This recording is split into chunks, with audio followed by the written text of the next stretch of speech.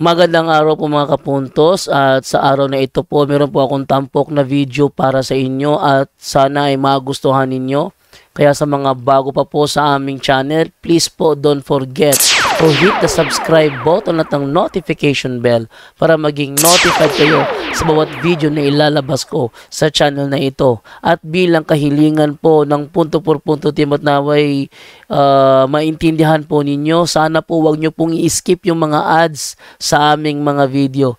Sa maliit na bagay na po na yan, malaking tulong po yan sa ating programa at sa ating ministry. Sana po maunawaan po ninyo. Maraming salamat po, kaya wag na po natin patagalin. Simulan na po natin.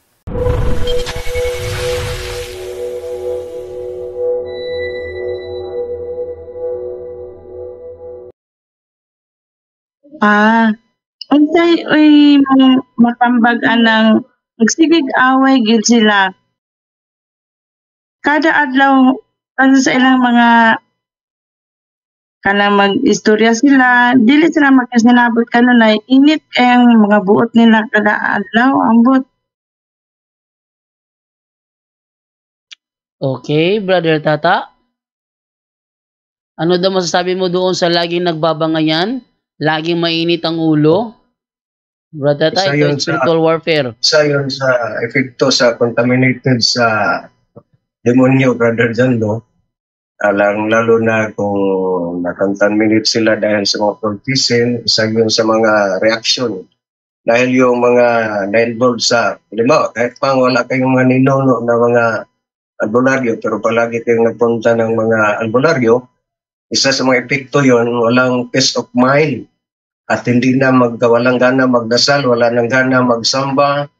So, walang peace of mind, isa yun sa mga epekto. So, yun. Pero mas malaki pang yun, sis ba yun? Oo. Na dapat i-diagnose yun sila. Kung ano po ba ang opinion at po pang dahilan bakit nang ganon ang kanilang mga ugali na due respect sa kanila, parang demonic, ha? Demonic naman yun. So, Bro Tata? Bro Tata? Brother Angel. Yes, may medical reason din kasi diyan minsan lalo na yung mga yung mga may depression, Tsaka minsan may mga bipolar, yung mga madaling magalit. So, minsan hindi lang yan no? Kaya 'di ba sasabihin magpa-doktor muna, no? Magpa-psychiatrist. So, hindi lahat po, no? Depende yan. Pwede natin sabihin medical problem lang yan. Kaya nga yung iba, siguro, kasama yun sa mga na inaano sa psychiatrist, yung sabi mo, lagi nakikipag-away, lagi nagagalit. So, pagka sinyek mo yan, kasi dalawang bagay yan, it's either spiritual o talagang medical lang, kapatid. Kailangan pa-diagnose pa rin yan, baka sakaling may depression lang siya or tinatawag na bipolar disorder na madaling mapikon, madaling magalit. So, kailangan po talaga i-diagnose siyang kapatid. Hindi agad-agad naman na demonic possession kaagad po. Yun. Nanay Inday? Po, Okay na ba yon? O may follow-up question ka doon? ano pong tawag dito kasing magkapatid yun, lalaki at babae. Ngayon, itong babae, may problema siyang sa husband niya. Parang nag-separate sila. Tapos, yung kapatid naman isa, yung parang sinusumbatan siya. Nang dahil sa kanyang pag-asawa, yung kapatid na babae, hindi nagka-agree ang magkakapatid. Kaya ngayon, dumating sa punto na iniwanan siya. Tapos sinabihan naman ng kapatid ng yun ang nangyari sa iyo, yung sa Bisaya sinasabing nagabaan ka kay wala ka nakipag-communicate sa ibang kapatid, yung sa kanila lang, yung sila lang, ganon. Hindi ko alam. Pero ngayon, ganon ang kanyang reaksyon palagi sa buhay niya, yung magagalitin nga, yung parang hindi mapalagay sa sarili. So, ang tanong mo doon, te, ang sagot mo Tanong ni ko, Tata, yan ay contamination sa demonyo. aha.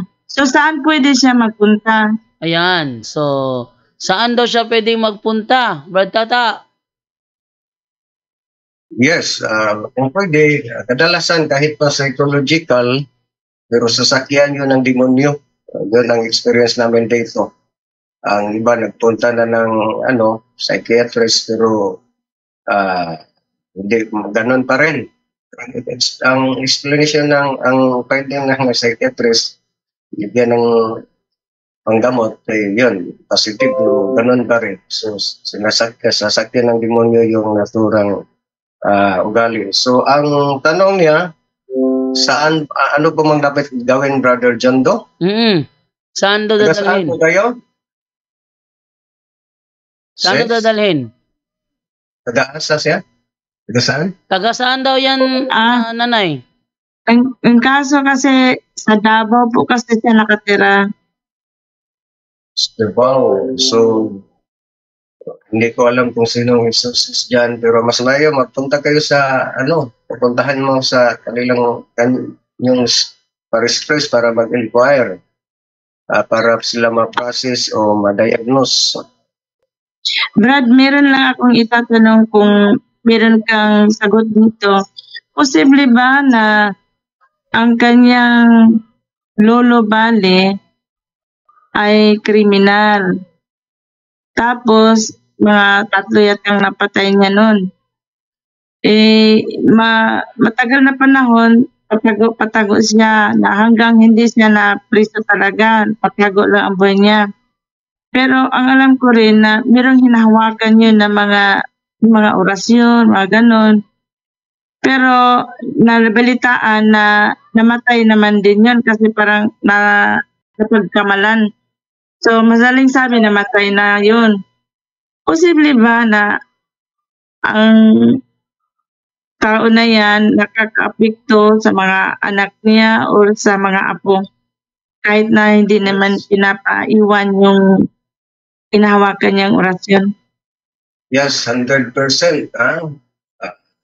Ika-4 hanggang ika-5 sa lalahi ang epekto yun.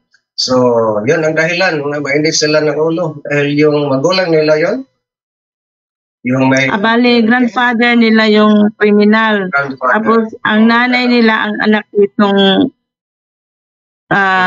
nakapatay. Tapos, mali mga apo na yung ganyan na hindi magkakaintindihan palagi. Palaging mainit ang ulo nila. Dahil ang patron ng mga killer si Valverde, dalan sa mga demonyos Valverde yun ang patron ng mga killer. So, ibig sabihin, yun ang epekto. So, mas maganda mo, punta sila sa effective na yun. Kung gano'n ang history sa kanyang lolo, na may anting-anting as may isang killer. So, magpunta sila ng sino ang appointed sources sa kanila, kung may na-organize ng case officer, undergo sa diagnostic interview, bago isalang sa exorcist. Kung problema, walang exorcist, punta ka punta ka lang sa Paris Press. Yun na lang. Diyan, maganda, magpa-healing of family tree siya, misa. Active ba sila sa Katoliko o baka hindi active? Active naman, kailang itong na to ba, yung parang tamad ba, gusto minsan magsimba, minsan hindi talaga yung Yun, sa epekto, basta involved na, walang gana magsamba. So, yun na lang, kahit pa anong i-advise natin dito, pero hindi yun masunod nila.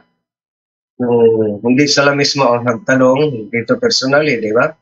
At saka mas maganda, ipayo mo sa kanila, advise mo sa kanila na magpunta sa kanilang respects doon ang problema lang, pinag-importante is willingness.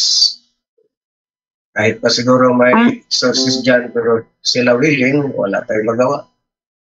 Ito pray na lang. Kaya nga po, Brad, pero kasi yun ang sinabi ko sana na kung pwedeng magpunta ka sa psychiatrist, baka depression nga. Pero kahit na hindi pa noon nangyari na hindi pa siya nag-asawa, ganun talaga yung attitude niya palagi. So, Na halos walang makapaglapit sa kanya kasi yung the way na magsalita siya, yung nakakasakit ng tao. So, sabi mo kanina, namatay, galit wala na ibigay, walang nabigyan ng kaniyang kapangyarihan. So, ibig sabihin, 100% na divide yun sa lahat hanggang sa ikalaban sa sarili epekto. So, isa yun sa malaking problema na dapat ma-diagnose po sila, ma-process po sila. So, paano yun, Brad, na namatay naman yung grandfather nila? So, yun. Ang isa pinaka-importante, magpunta lang sa para ma-process nila. Dahil kahit namatay na yon, kahit pa walang tumanggap na sa kanyang kapangyarihan, sabihin 100% na divide yon sa lahat. So, yun ang epekto sa mga anak nila, apo na, di ba? Apo. O apo. Walang peace of mind, halos lahat, palagong mag-away. So, isa yun sa may epekto. Dahil contaminated po sila. Yun lang ang payo na sakaling sa imbitahin siya tapos hindi naman ayaw naman niya kasi parang sabi niya makakaya doon niya pero pareho lang, parang paulit-ulit lang. Naawa nga ako kasi may connection man ako sa pamilya. So, hindi nila willing, so ipagdasal na lang. Wala tayong magawa. Pwede na kapag-ranti ang willingness. Salamat po, Brad. Okay, you're Okay na yun, nanay? Po, salamat po.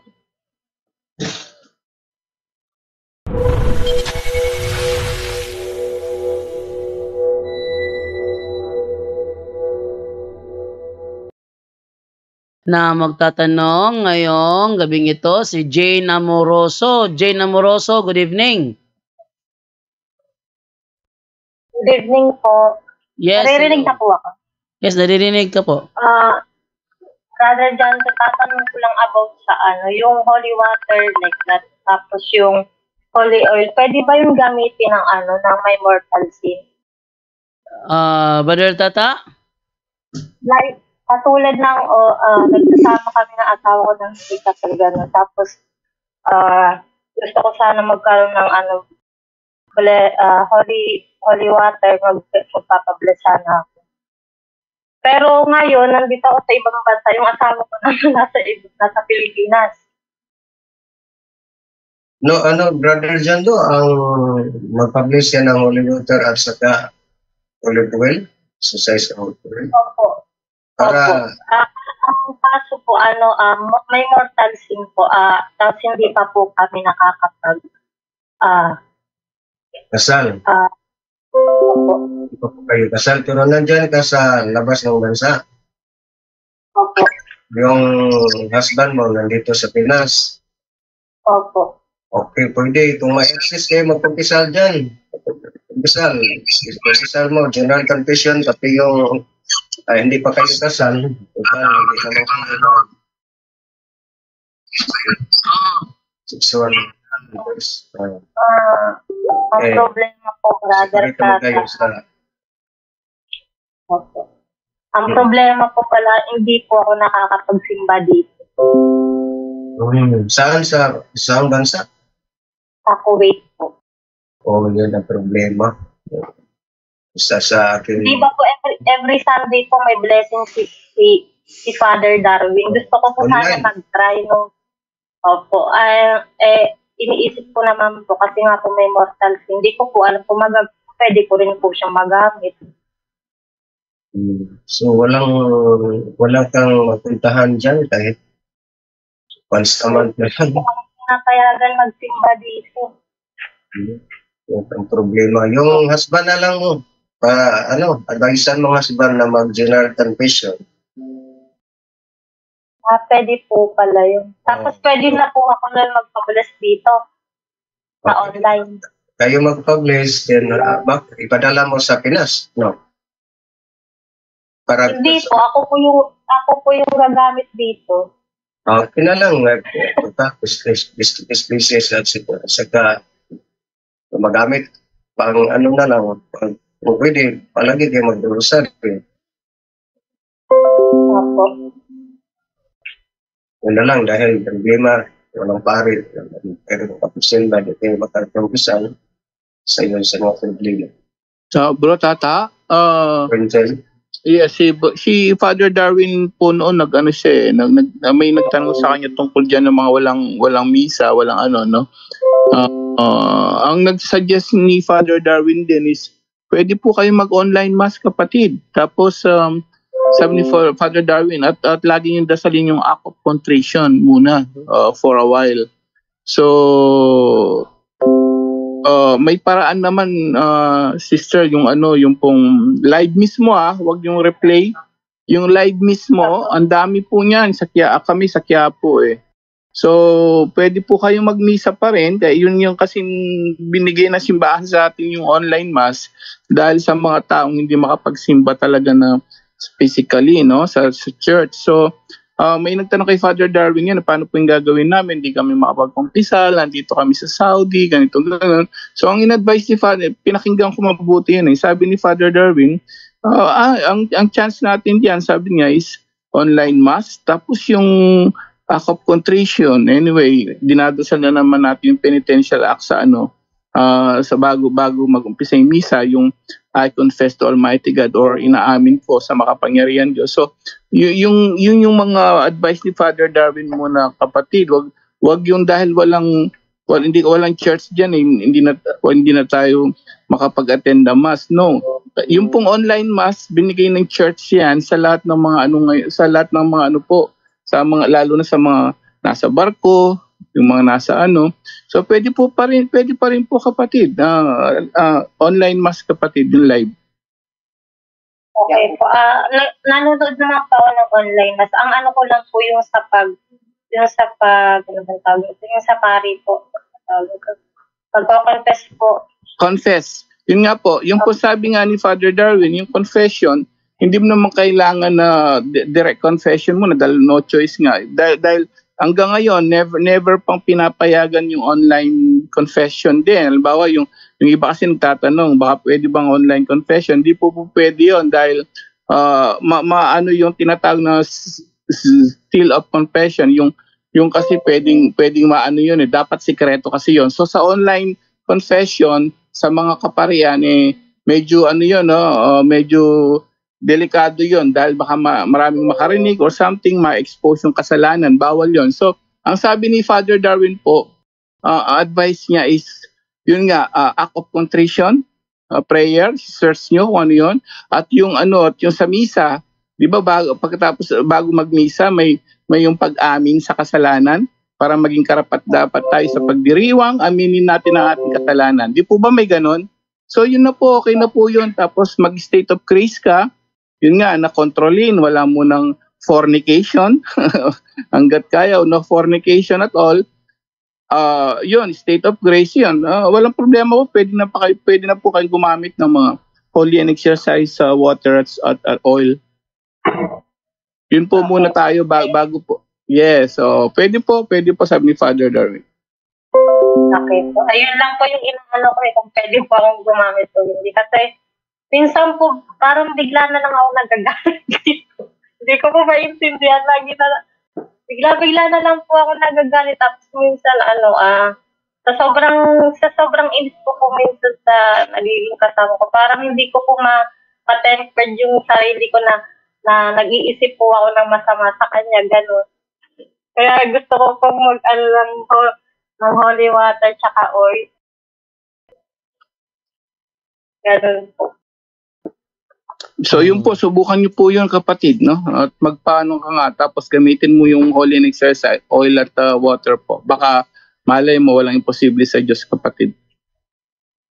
Sige po, thank you po. Ayun lang po. Thank you po, Brother Adrian. Okay, thank you. Okay, Yan. Thank you po kay Ma'am Jane Moroso.